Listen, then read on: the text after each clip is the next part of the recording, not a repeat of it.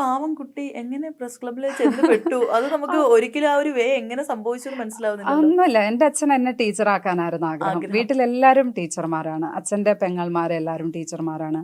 അച്ഛൻ്റെ അച്ഛൻ മാഷായിരുന്നു. അപ്പം ആ ഒരു ടീച്ചർ ഫാമിലിയിൽ എന്നെയും ടീച്ചറാക്കാം എന്നായിരുന്നു വിചാരിച്ചത്. അപ്പോൾ ഫിസിക്സിന് വേണ്ടത്ര മാർക്കില്ലാത്തത് കാരണം ബി.എഡിന് അഡ്മിഷൻ കിട്ടാൻ കുറച്ച് വൈകി. അതായത് PGക്ക് പോകാനുള്ള മാർക്ക് അന്നേരം, അതായത് മെറിറ്റ് കിട്ടുന്ന ഒരു മാർക്ക് ഉണ്ടായില്ല. എനിക്ക് PG ഒട്ട് പോകാൻ താല്പര്യമില്ലായിരുന്നു. എന്നാൽ പിന്നെ B.ed എടുത്തിട്ട് ഫിസിക്സ്, അതും അച്ഛൻ കമ്പൽ ചെയ്ത്, അതാണ് ഈ ഷെല്ലിനകത്ത് പെട്ടുപോയത് കൊണ്ടാണ് ഞാൻ ഫിസിക്സ് പഠിക്കേണ്ടി വന്നത് തന്നെ. ഇഷ്ടമില്ലാത്ത സബ്ജക്റ്റ് അച്ഛൻ പറഞ്ഞതുകൊണ്ട് മാത്രം പോയി പഠിച്ചതാണ്. അപ്പോൾ എന്നാൽ പിന്നെ അച്ഛൻ തന്നെ വിചാരിക്കുകയാണ് എന്നെ ടീച്ചറാക്കാമെന്ന്. അപ്പോൾ ടീച്ചറാക്കാനുള്ള അതിനിടയിൽ കുറച്ച് ഗ്യാപ്പ്, B.edന് അഡ്മിഷൻ എടുക്കുന്നതിനിടയിൽ കുറച്ച് ഗ്യാപ്പ്. അപ്പോൾ അച്ഛൻ തന്നെ പറഞ്ഞു, എന്നാൽ പിന്നെ മോള് ഇവിടെ പ്രസ് ക്ലബിൽ ഇതിങ്ങനെ കോഴ്സുണ്ട്, അവിടെ ഒന്ന് പോയി ചേരുമോ എന്ന് ചോദിച്ചു. ഇലക്ട്രോണിക് ജേർണലിസം ചേരുക. അപ്പോൾ അച്ഛൻ അന്ന് ഈ TV ഒക്കെ കണ്ട് ഭയങ്കര അതിൽ വളരെ ഇൻട്രസ്റ്റഡ് ആയി. ഭയങ്കര അച്ഛൻ സ്ഥിരം TV കാണുന്ന ഒരാളാണ്. അപ്പോൾ അച്ഛൻ അതിൽ ഇലക്ട്രോണിക് ജേർണലിസം ഞാൻ പോയി ചേരുന്നതിനോട് അച്ഛന് ഇഷ്ടമായിരുന്നു. അച്ഛൻ എന്നെ പറഞ്ഞു വിട്ടു. പിന്നെ കുറച്ച് കഴിഞ്ഞപ്പോൾ അച്ഛന് മനസ്സിലായി ഞാൻ എന്തോ കൈവിട്ട് പോകുന്നുണ്ടോ എന്നൊരു സംശയം തോന്നിയിട്ട് തിരിച്ച് നമുക്ക് B.edന് ചേരാമെന്ന് പറഞ്ഞപ്പോൾ, പക്ഷേ അപ്പോഴത്തേക്കും ഞാൻ അതിലേക്ക് ഭയങ്കരമായി അതിൽ അഡിക്റ്റഡ് ആയി പോകും. അത് തന്നെ എൻ്റെ പ്രൊഫഷന് ഞാൻ തിരഞ്ഞെടുക്കുകയൊക്കെ ചെയ്തു. ആ സമയമായപ്പോൾ തന്നെ എനിക്ക് അങ്ങനെ ഒരു ചിന്ത വന്നു, ശരി എനിക്ക് എൻ്റെ ഫീൽഡ് ഇതാണ് എന്ന് പറയുന്ന ചിന്ത. അതെ, പക്ഷെ എനിക്ക് അവിടെ പോയി ആ ക്ലാസ് പോകുന്നു. ഞാൻ സ്ഥിരം അന്ന് ഇന്ത്യ വിഷനൊക്കെയാ കാണുന്നത്, ഇന്ത്യ വിഷൻ സ്ഥിരം കാണുന്നു. ഇല്ലേ, അപ്പോൾ ആ റിപ്പോർട്ടേഴ്സ് ഫീൽഡിൽ പോയുള്ള റിപ്പോർട്ടിങ്, എനിക്ക് ശരിക്കും റിപ്പോർട്ടിംഗ് ആയിരുന്നു സത്യത്തിൽ അന്ന് ഭയങ്കര ഇഷ്ടം തോന്നിയിട്ടുള്ളത്. പിന്നെ നികേഷ് കുമാർ, അങ്ങനെ കുറേ പേരൊക്കെ ആങ്കർ ചെയ്യുന്നു. അവർ ചെയ്യുന്നതൊക്കെ അനുപമ, അങ്ങനെ ഒരുപാട് പേരെ നമ്മൾ സ്ക്രീനിൽ കാണുമ്പോൾ ഓക്കെ ഇതുപോലെയൊക്കെ ആവണം എന്നൊക്കെ തോന്നും. എന്നാൽ പിന്നെ ഇത് തന്നെ എന്നങ്ങ് ഉറപ്പിച്ചു പോകുമായിരുന്നു. അപ്പൊ അച്ഛന് മേ ബി അറിയാമായിരിക്കുമോ മകളുടെ മനസ്സിൽ ഇങ്ങനെ ഒരു, മോളുടെ ഉള്ളിൽ ഇങ്ങനെ ഒരു സംഭവം ഉണ്ട്? പിന്നെ അച്ഛൻ ആക്സെപ്റ്റ് ചെയ്തു. അച്ഛന് എന്തോ അറിയില്ല, അച്ഛൻ പക്ഷേ കുറച്ചു കാലം നിൽക്കണ്ട, വീട്ടിൽ വെറുതെ നിൽക്കണ്ടെന്ന് കരുതി വിട്ടതാ. പിന്നെ ഞാൻ അതെല്ലാം അങ്ങ് അഡിക്റ്റഡ് ആയി എന്ന് പറയുന്നത്. അങ്ങനെ അതെന്റെ ഒരു ഫീൽഡായി ഞാൻ തെരഞ്ഞെടുത്തു. അപ്പോഴത്തേക്കും അങ്ങനെ അൺഎക്സ്പെക്റ്റഡ് ആയിട്ട് ആക്സിഡന്റൽ പ്രൈം മിനിസ്റ്റർ എന്ന് മൻമോഹൻ സിംഗ് പറഞ്ഞിട്ടില്ലേ, അതെ, ഞാൻ ആക്സിഡന്റൽ ജേർണലിസ്റ്റ് ആണ്. ഇൻ കേസ് ഇപ്പൊ ഫിസിക്സ് ഒന്നും ഇഷ്ടമില്ലാത്ത ഒരാളായിരുന്നല്ലോ, ഒരു ഫ്രീ മൈൻഡഡ് അച്ഛനൊക്കെ ആയിരുന്നെങ്കിൽ, സ്വന്തം ഇഷ്ടത്തിന് തീരുമാനിക്കാമായിരുന്നെങ്കിൽ ഏത് രീതിയിൽ പോയേനെ? അത് എന്താവുമായിരുന്നു എന്ന് എനിക്ക് പറയാൻ പറ്റുന്നില്ല. മേ ബി ഞാൻ ജേർണലിസ്റ്റ് തന്നെ ആയേനെ. അതിനുള്ളൊരു സാധ്യതയുണ്ട്. ഇനി വേറൊരു രീതിയിൽ നമുക്ക് ഇമാജിൻ ചെയ്യാനേ പറ്റുന്നില്ല അല്ലേ? വേറൊരു രീതിയിൽ ഇമാജിൻ ചെയ്യാൻ പറ്റുന്നില്ല. ചിലപ്പോൾ ഫിലിമിൽ എന്തെങ്കിലും കൈ നോക്കിയേനെ എന്നൊക്കെ എനിക്ക് തോന്നാറുണ്ട്. എനിക്ക് കുറച്ച് ഡയറക്ഷനൊക്കെ ഭയങ്കര താല്പര്യമാണ്. എപ്പോഴെങ്കിലും ഒന്ന് ട്രൈ ചെയ്യുമോ ഇനി? ഞാനൊരു ചെറിയ ഷോർട്ട് ഫിലിമൊക്കെ എടുത്തിട്ടുണ്ട്.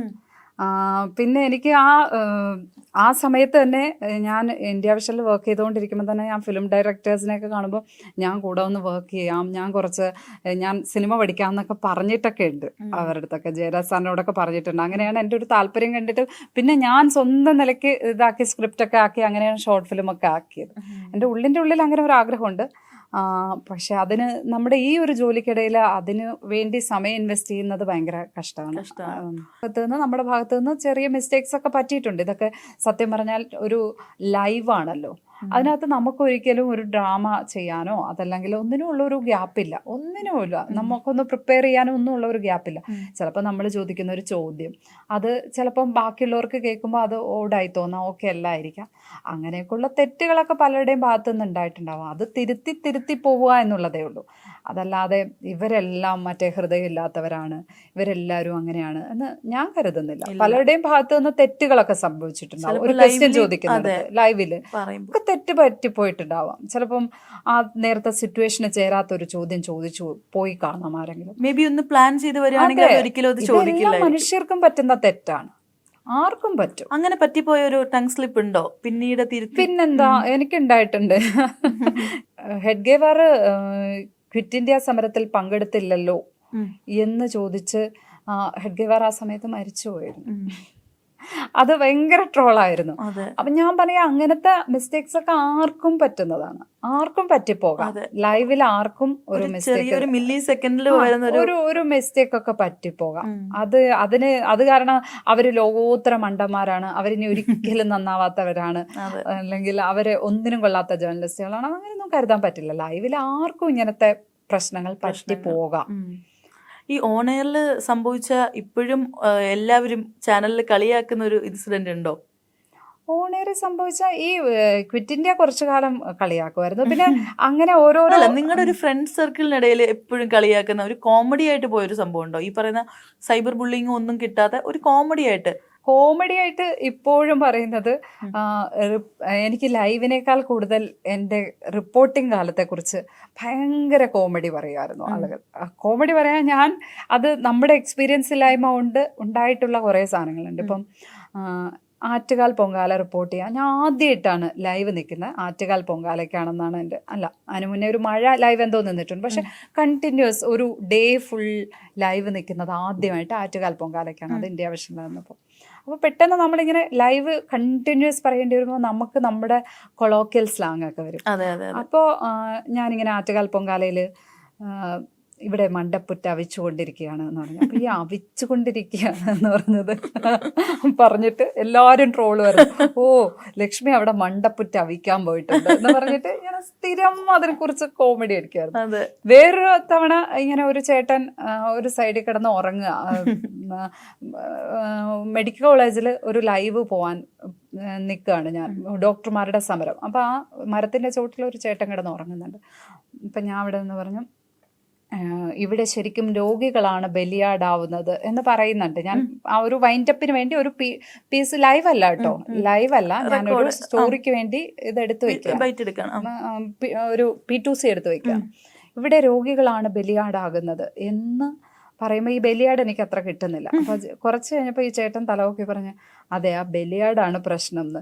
ഇത് പറഞ്ഞിട്ട് ക്യാമറമാൻ ചിരിച്ച് ഓഫീസിൽ വന്ന കഥ വേറെ. അതായത് ഈ ചേട്ടൻ പറഞ്ഞത്, മോളെ ആ ബലിയാടിനെ അങ്ങോട്ടെങ്ങനെ മാറ്റിക്കിട്ട് ഞാനൊന്ന് കിടന്നുറങ്ങി, ബലിയാട് കുറെ തവണ ആയി ശരിയാവുന്നില്ലല്ലേ, ആ ബലിയാടിനെ അങ്ങോട്ടെങ്ങനെ മാറ്റിക്കിട്ട് ഞാൻ ഒന്ന് കിടന്ന് ഉറങ്ങിക്കോട്ടെ എന്ന് പറഞ്ഞു.